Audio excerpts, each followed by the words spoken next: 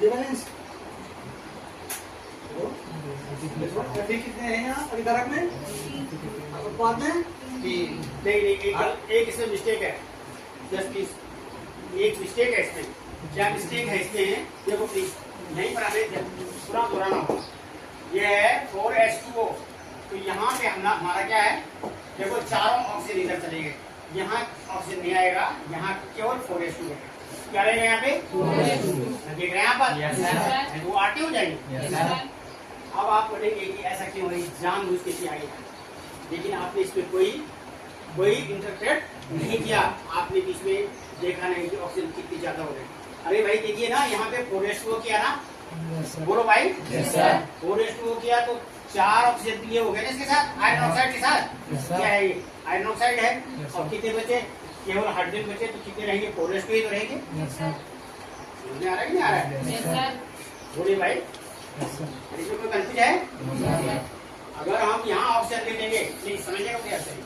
यहाँ अगर हम ऑक्सीजन ले लेंगे तो देखो ऑक्सीजन कितने हो गए? 4 और 4 8। लेकिन ऑक्सीजन इधर तो 4 ही है। नहीं समझे आप? कितने ऑक्सीजन? 4 ही है। तो 8 कहाँ से आएंगे? इसलिए क्या रहेगा ये? 4H2। नहीं 4H2 नहीं, ओनली 4H2। आप समझ गए कि नहीं समझे? Yes sir. प्लीज मुझे बताओ, हैं? अगर आप नहीं समझे मैं आपको दोबारा समझा। प्लीज एक बार और इस पर जो है फोकस करें। यहाँ लिखिए, मैंने रिएक्शन लिखी Fe+H2O Fe3O4+H2। ये उत्पाद यही बनेंगे, लेकिन क्या ये बैलेंस है या नहीं है? तो हम चले पहले इनको कोष्टक में लिखें। ऐसा लिखना इसलिए जरूरी है कि आपकी समझ में फटाफट से आ जाए। हमने लिखा Fe+H2O Fe3O4+H2 सेम। अब मैंने कहा कि जो बड़ा वाला अणु है पहले उसके परमाणु की संख्या को संतुलित करेगा। तो देखते हैं हम यहाँ पर ऑक्सीजन 4 है, लेकिन यहाँ तो H2O में ऑक्सीजन बाईं तरफ, दोनों तरफ देखना है ना। तो यहाँ एक ही ऑक्सीजन है, यहाँ कितना है? एक ही। तो हमें 4 ऑक्सीजन प्राप्त करने के लिए हमें इस H2O को 4 से गुणा करना है। किससे गुणा करना है? 4 से गुणा करना है। अब हम इसके उत्पाद लिखेंगे Fe3O4 हो जाएगा। देखो हो गए 4 ऑक्सीजन, हो गए पूरे के पूरे। और हमने H2O को भी वैसा लिखा है, वो भी अभी संतुलित नहीं है। अब हमें क्या करना पड़ेगा? हमें H2 के परमाणु को संतुलित करना पड़ेगा। तो हमने 4, देखो ये लिखा हुआ है, कोई बिल्कुल रिएक्शन वैसी है। और हमने आगे क्या लिख दिया? 4H2। क्या लिख दिया? ये कहाँ से लिखा? मैंने यहीं से तो लिखा ना। अरे ठीक है, ऑक्सीजन तो आयरन के साथ फिक्स है ना, आयरन ऑक्साइड बना रखा है। और यहाँ पर जो है ये 4H2 जो है ये आपके सामने है। ठीक है, अब इसके बाद देखेंगे कि हमें आयरन के अणुओं का संतुलन करना है। आयरन के आप जान रहे हैं इसमें Fe3 है। Fe3 है तो हमको Fe को 3 से गुणा करना पड़ेगा।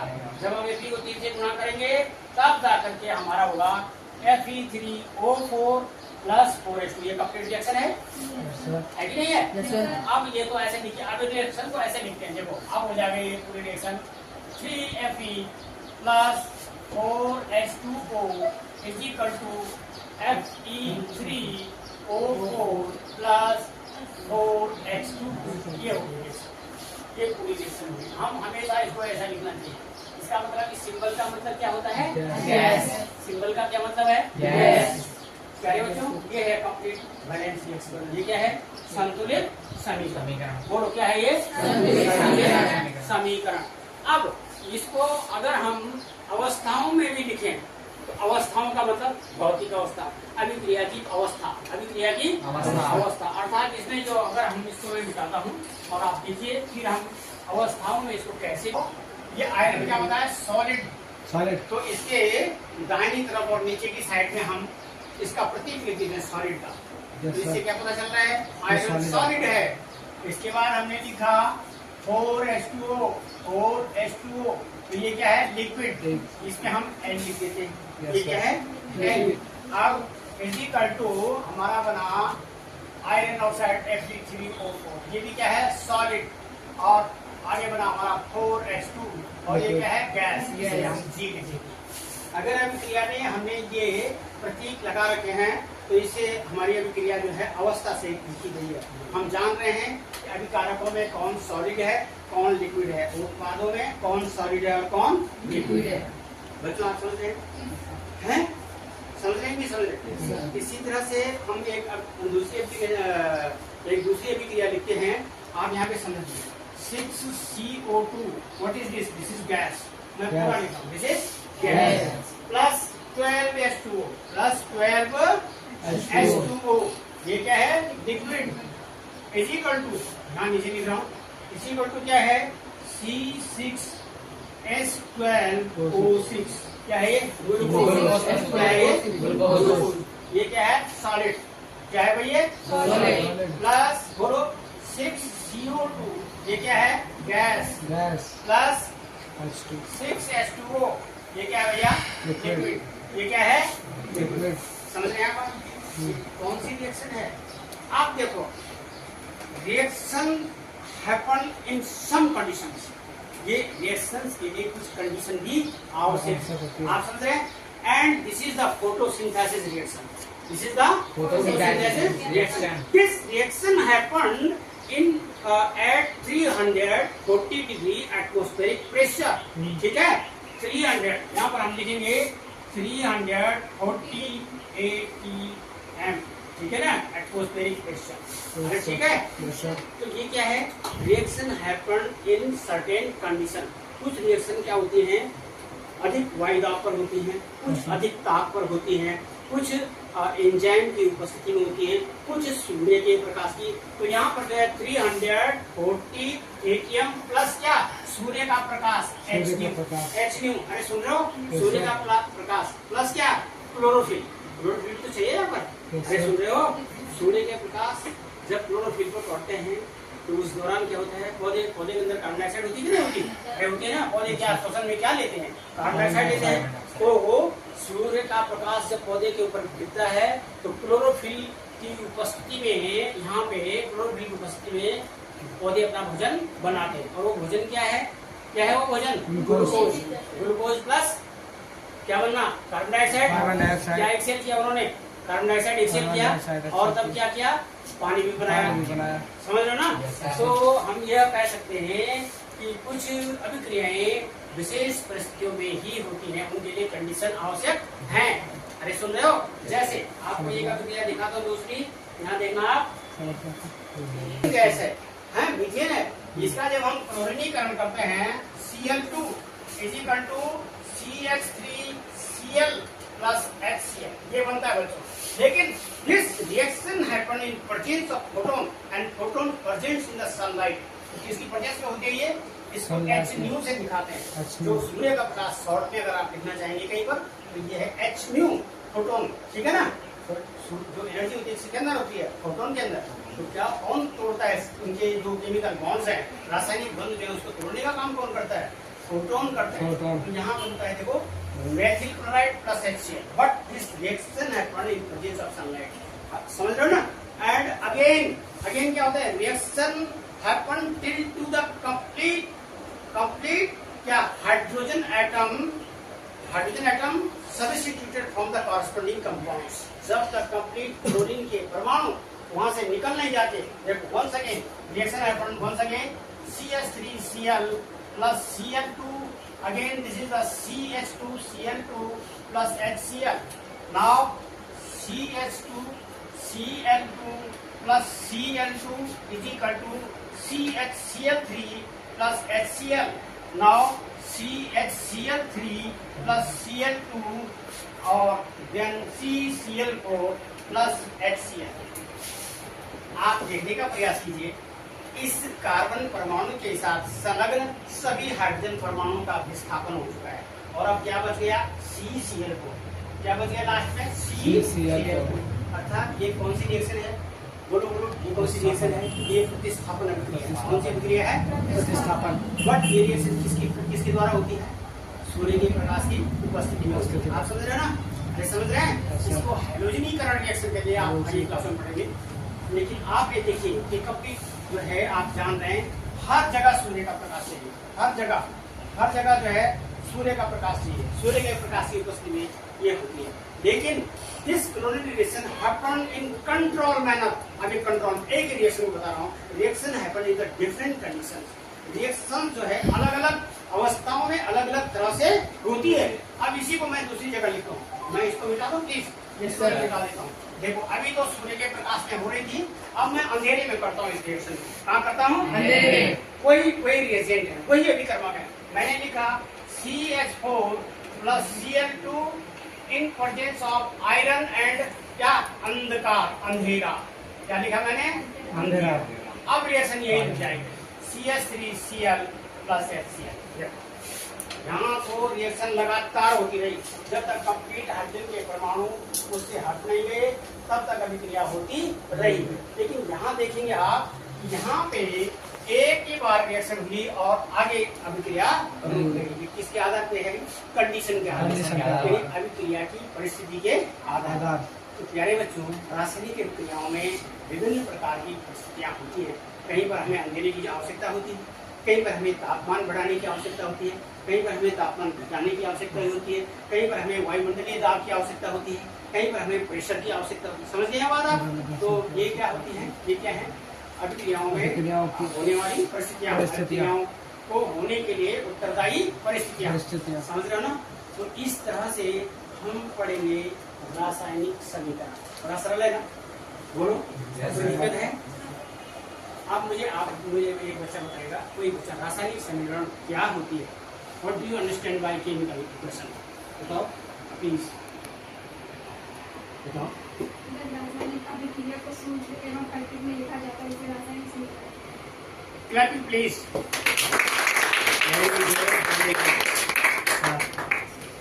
संतुलित रासायनिक समीकरण क्या होती है?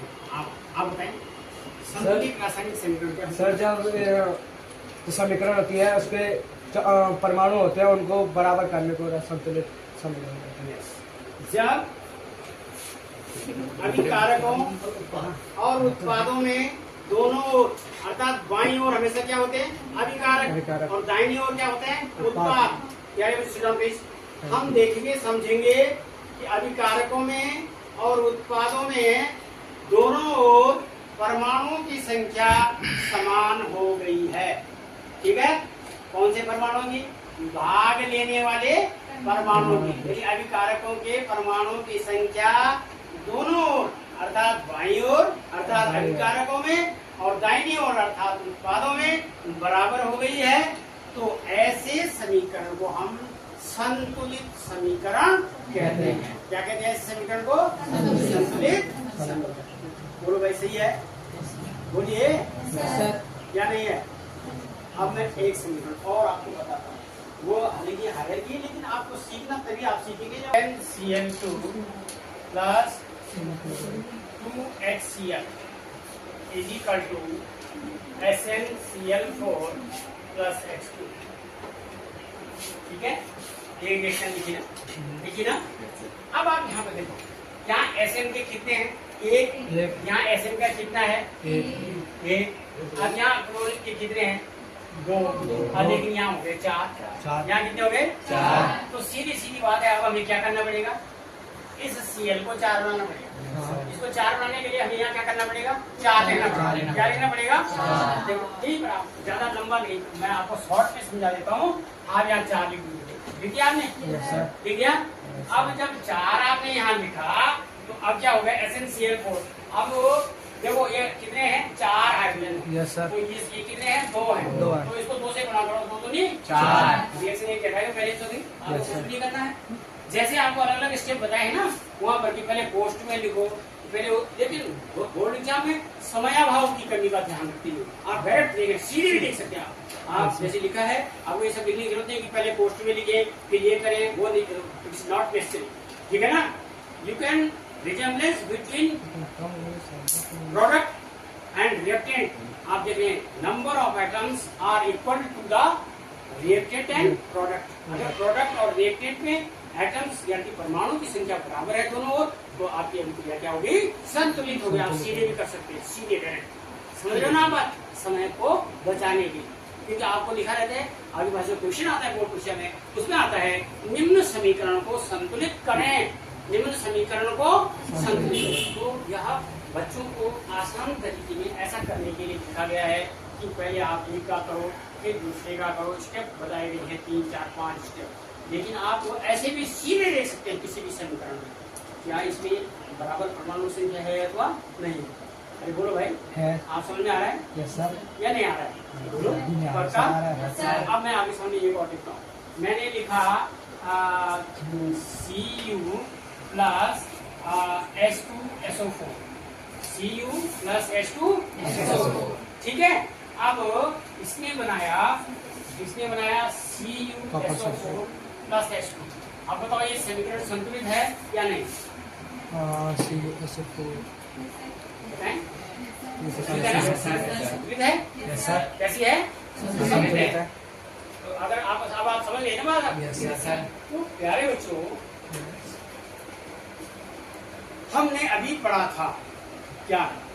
It can change one into another part. Chemical changes are generally are not reversible. आप समझ रहे?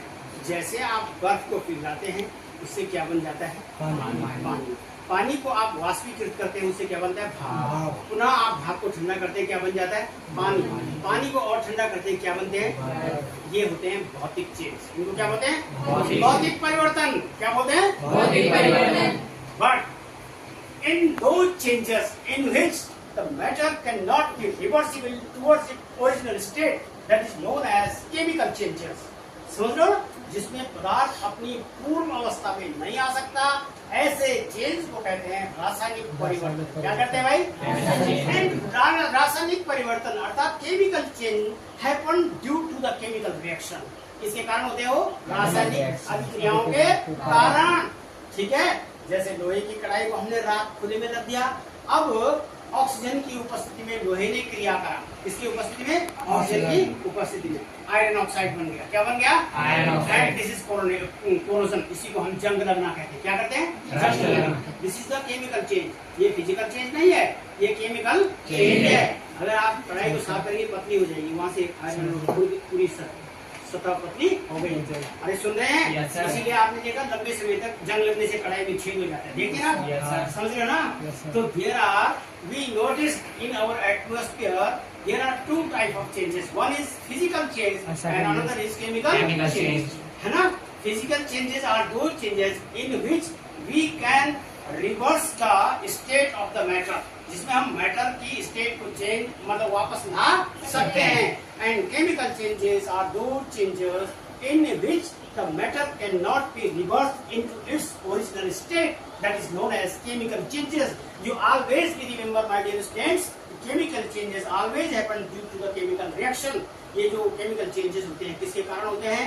केमिकल रिएक्शन के कारण होते हैं। अतः हम और आप समझ चुके होंगे कि रासायनिक अभिक्रियाएं क्या होती हैं।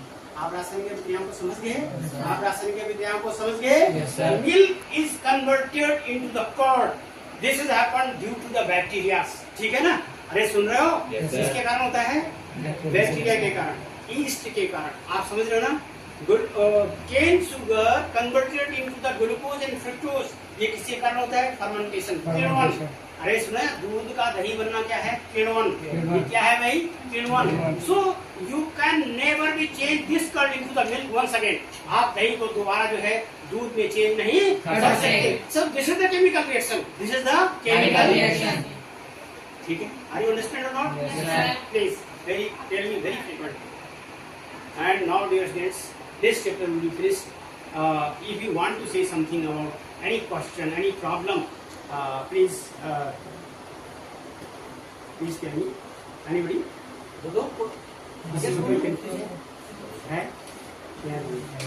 ठीक है, प्लीज इसको क्लोज कर दीजिए।